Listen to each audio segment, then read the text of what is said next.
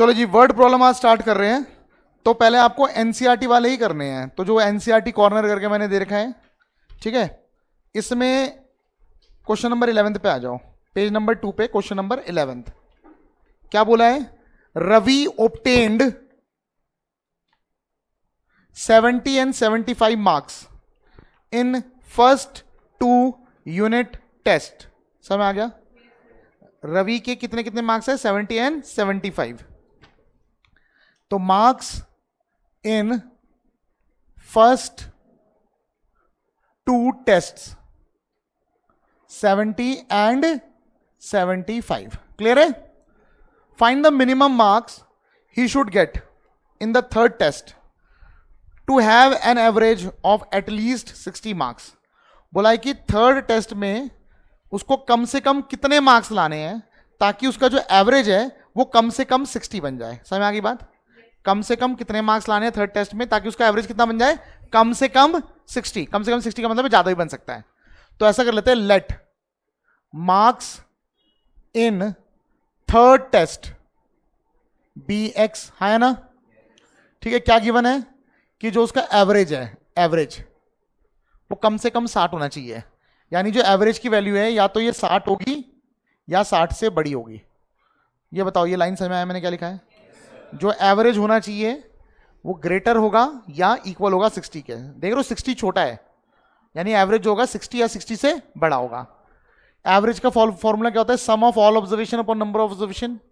यहां पे ऑब्जर्वेशन क्या क्या है? 70 है, 75 है शुरुआत के 2 टेस्ट में, लास्ट टेस्ट में x upon 3 is greater than equal to 60। अब ये सिंपल सा क्वेश्चन बन गया है इनइक्वालिटी का, लीनियर इनइक्वालिटी का क्वेश्चन है। हाँ, है ना? तो सॉल्व कर सकते हैं इसे। ये हो जाएगा 145 plus x is greater than equal to 180। हाँ, है ना? x is greater than equal to 35, यानी कि he should score at least 35 marks to get an average of 60 और मोर। कम से कम उसके 35 मार्क्स आने चाहिए। अगर 35 मार्क्स लेके आ गया, 35 लेके आ गया, तो उसका एवरेज बन जाएगा 60। अगर 35 से ज्यादा लाएगा तो उसका एवरेज बन जाएगा ग्रेटर देन 60। समझ में आ गई बात? कोई दिक्कत तो नहीं? ठीक है ना? तो लास्ट में वैसे लिखना, therefore he should score at least 35 marks. समझ में आ गई बात? ठीक है। क्वेश्चन नंबर 12 आप लोग खुद करोगे। क्वेश्चन नंबर 13 पे आ जाओ। एक बार रीड कर लो सबने। क्वेश्चन नंबर 13 क्या है? क्वेश्चन नंबर 13 सब जने रीड कर लो क्या लिखा हुआ है। Find all pairs of consecutive odd positive integers. ठीक है, क्या बोला है? Consecutive odd positive integers. Consecutive जानते हो, एक के बाद एक। ऑड इंटीजर्स यानी कि जानते हो आप लोग। तो कॉन्जिक्यूटिव ऑड में क्या कर लेंगे? एक को x ले सकते हैं, दूसरा क्या हो जाएगा? x plus 2। x प्लस 1 से तो अगला नंबर आता है। ठीक है ना? ऑड ऑड, दो कॉन्जिक्यूटिव ऑड में गैप कितने का होता है? 2 का। अगर कॉन्जिक्यूटिव ऑड बोला हुआ है तो एक को x ले लूंगा, दूसरे को क्या ले लूंगा? x plus 2। अगर कॉन्जिक्यूटिव इवन बोला होता तब एक को x ले लेता, दूसरे को x प्लस 2 ही लेता। समझ में आ गई बात सबको? पता है ना? तो देखो उन्होंने बोला क्या है? You have to find 2 consecutive odd integers both of which are smaller than 10। दोनों के दोनों किससे कम होने चाहिए? ऐसा कर लेते हैं, let the numbers be x and x plus 2। इतना हो गया? इतना हो गया? इन्होंने कहा कि दोनों के दोनों 10 से कम है। अब एक चीज बताओ, दोनों के दोनों 10 से कम है, अगर मैं बड़े वाले को 10 से कम रख दूं, अपने आप ही दोनों के दोनों 10 से कम हो गए। सही बोल रहा हूं मैं? अगर बड़े को मैंने 10 से कम रख दिया तो अपने आप ही दूसरा वाला भी 10 से कम हो गया। सही बात है ना? ठीक है ना? तो मैं बोलूंगा अकॉर्डिंग टू क्वेश्चन दोनों के दोनों 10 से कम है, तो मैं क्या कर रहा हूं? x प्लस 2 को लेस देन 10 रख रहा हूं। क्लियर हो गई बात? अगर बड़े वाले को 10 से कम रखूंगा तो छोटा वाला अपने आप ही 10 से कम हो गया। सही बात है ना? This implies that. इसको सॉल्व कर लेते हैं। x इज लेस देन क्या हो गया? 8। इसका मतलब है छोटा वाला नंबर 8 से कम होगा, बड़ा वाला नंबर 10 से कम है, छोटा वाला नंबर 8 से कम होगा। भाई तभी तो कॉन्जिक्यूटिव ऑड बन पाएंगे और दोनों के दोनों 10 से कम होंगे। हाँ है ना? अब आगे एक और चीज बोली है, such that their sum is more than 11। और दोनों का सम क्या होना चाहिए? मोर देन 11। ऑल्सो इनका सम यानी x और x प्लस 2 का जो सम है ये मोर देन 11 है, यानी ग्रेटर देन 11। इक्वल टू 11 नहीं बोले हैं, मोर देन 11। समझ आ गई बात? तो क्या हो जाएगा बताओ? 2x is greater then 9, x is greater then 9/2। अब यहां पे ना कॉन्जिक्यूटिव ऑड की अगर बात करेंगे तो ऑड और इवन फ्रैक्शन में नहीं होते, पता है ना, समझ आ गई बात। तो फ्रॉम 1 and 2, इससे 1 से एंड 2 से, सो फ्रॉम 1 and 2 मैं कह सकता हूं जो x की वैल्यू है वो 9/2 से बड़ी है, यानी 4.5 से बड़ी है। 9/2 मतलब 4.5, x की वैल्यू 9/2 से बड़ी है, पर छोटी किससे है, 8 से, यानी x की वैल्यू 4.5 से लेके 8 के बीच में है। समझ आ गई बात। देयरफॉर जो पहला नंबर है स्मॉलर नंबर, ठीक है, x की वैल्यू 4.5 से बड़ी है, तो x की वैल्यू 5 हो सकती है, ऑड बोला है ना, तो 5 हो सकती है या फिर 7 हो सकती है, सही बात है। और जब लार्जर नंबर क्या होगा, फिर जब स्मॉलर नंबर 5 है उस टाइम पे लार्जर नंबर क्या हो जाएगा, 7, और जब ये छोटा वाला नंबर 7 है तो ये क्या होगा, 9। हमारा आंसर आ चुका है। कैसे चेक कर लेते हैं, दोनों के दोनों ऑड है, ठीक है। मैंने ऑड क्यों लिया पता है ना, इसके बीच में इवन भी आ रहा है, 6 भी आ रहा है, नहीं लिया मैंने 6 क्योंकि उन्होंने बोला था ऑड ही कि ऑड निकालो, तो दोनों के दोनों ऑड हो गए, 5 and 7 दोनों के दोनों ऑड हो गए। भाई एक कॉम्बिनेशन ये बन सकता है कि पहला नंबर 5 हो दूसरा नंबर 7 हो, दोनों के दोनों 10 से कम है और दोनों का सम 11 से ज्यादा है, दोनों बातें सच हो गई। इधर भी चेक कर लो, दूसरा पेयर ही हो सकता है, तो हमारा आंसर है 5 and 7 और 7 and 9, या तो ये आंसर होगा या फिर ये आंसर होगा। इसमें भी दोनों के दोनों 10 से कम है और दोनों का सम 11 से ज्यादा है। बोलो जी 5 और 9 कैसे हो सकता है, कॉन्जिक्यूटिव भी तो बोला है। समझ आ गई बात, सबको बात समझ आ गई। हाँ 7 और 9 वाला आंसर सही तो है, गलत क्यों माना जाएगा। x की वैल्यू लेस देन 8 है, x की वैल्यू लेस देन 8 ही तो है, ये x हुआ ना, 9 तो x+2 हुआ, कॉन्जिक्यूटिव बोला है ना, तो कॉन्जिक्यूटिव ये दोनों हो गए, ये दोनों हो गए, आइदर ये आंसर होगा या फिर ये आंसर होगा। क्लियर हो गई बात सबको, सबको बात क्लियर है, ठीक है। अब आते हैं क्वेश्चन नंबर 15 पे, जो मैं आपके लिए छोड़ रहा हूं ना बीच बीच में, या आपने खुद करना है। क्वेश्चन 15 पे आते हैं। क्वेश्चन 15 एक बार रीड कर लो सभी ने। The longest side of a triangle is 3 times the shortest side. इतनी बात समझ आ गई। जो सबसे लंबी साइड है ट्राइंगल की, ये बोल रखा है वो शॉर्टेस्ट साइड का 3 times है। समझ में आ गई बात। तो मान लेते हैं अगर ये ट्राइंगल में लेता हूं, ये लो, ये एक ट्राइंगल है, आपको दिख रहा होगा this is the shortest side.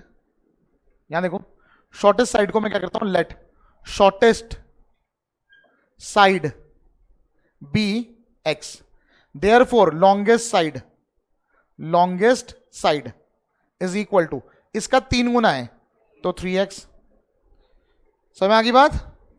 And the third side ये बच गया, यहां देखो थर्ड साइड ये बच गया। थर्ड साइड क्या बोला है, is 2 cm shorter than the longest, therefore third side 2 cm shorter than the longest, यानी 3x - 2 हो गया। If the perimeter of a triangle is at least 61 perimeter, ठीक है, ये दे रखा है, गिवन दैट या as perimeter of a triangle is at least 61, यानी कम से कम 61 है, तो यानी ये ग्रेटर देन या इक्वल टू क्या होगा, पेरीमीटर का मतलब क्या होता है, इन सबका सम, हाँ है ना। तो sum of all sides x + 3x + 3x - 2 upon कुछ नहीं, पेरीमीटर क्या होता है, sum of all sides is greater than equal to 61। 3x और 3x 6x 7x is greater then -2 यहां जाएगा 63, सो x is greater then 9, greater than और equal to 9। अच्छा एक चीज और बोली है, नहीं बस यही बोला है, find the minimum length of the shortest side, shortest side की मिनिमम लेंथ निकालनी है। तो देयरफॉर x की जो मिनिमम लेंथ है वो 9 है, 9 से बड़ी भी हो सकती है, इसका आंसर 10 भी हो सकता है, 11 भी हो सकता है, 12 भी हो सकता है, 9.1 भी हो सकता है।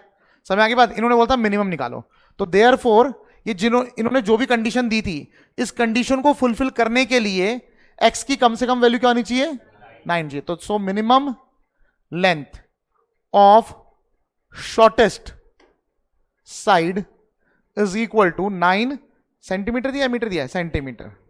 सबको बात समझ आ गई, यहां तक कोई दिक्कत तो नहीं। इसे फटाफट से नोट कर लो, फिर इसके बाद मैं आप लोगों को आगे आज प्रॉब्लम कराता हूं। आज हमारे बहुत क्वेश्चन होने हैं, जल्दी जल्दी।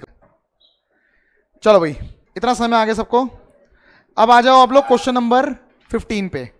The longest side of a triangle तो हो चुका है, अगला क्वेश्चन करेंगे। Question number 16, a man wants to cut 3 lengths from a single piece of board of length 91 centimetre. एक बोर्ड है जिसकी लंबाई कितनी देर की है? 91 सेंटीमीटर। इतनी बात सबको समझ में आ गई? इसके जो है ना, एक आदमी 3 टुकड़े करना चाहता है, इस तरह 1 2 1 2 3, इस तरह कुछ टुकड़े करना चाहता है। समझ में आ गई बात? आगे पढ़ लेते, पता चल जाएगा इक्वल पार्ट्स में है या नहीं है। ठीक है, क्या बोला है? The second length is to be 3 centimetre longer than the shortest. जो सेकेंड लेंथ आप काटोगे वो शॉर्टेस्ट वाले से 3 सेंटीमीटर ज्यादा काटना है। तो ऐसा कर लेते हैं, इसको शॉर्टेस्ट लेंथ मान लेते हैं, तो ये उससे 3 ज्यादा होगा। बताओ जी, बात समझ आ गई? And the third length is twice as long as shortest. जो थर्ड लेंथ है ये ट्वाइस है as long as shortest. Shortest है ये। बताओ जी, इतनी बात समझ आ गई? तो पहली बात तो चलो मैंने यही कर दिया, हाँ ये मैंने इस तरह काट दिया, यहां कर लेता हूं मैं। Question number 16, let the length of the shortest board, जो भी इसमें शॉर्टेस्ट लेंथ काटेंगे उसको मैंने मान लिया x सेंटीमीटर। क्लियर हो गई बात? देयरफॉर सेकेंड लेंथ कितना हो जाएगा? x प्लस 3, इससे 3 ज्यादा। सही बात है कि नहीं है? एंड थर्ड लेंथ, जो थर्ड लेंथ है वो ट्वाइस हो जाएगा शॉर्टेस्ट का। इतनी बात समझ आ गई? अच्छा, आगे क्या बोलते हैं? What are the possible lengths of the shortest board if the third piece is to be at least 5 centimetre longer than the second. ठीक है, क्या बोला है?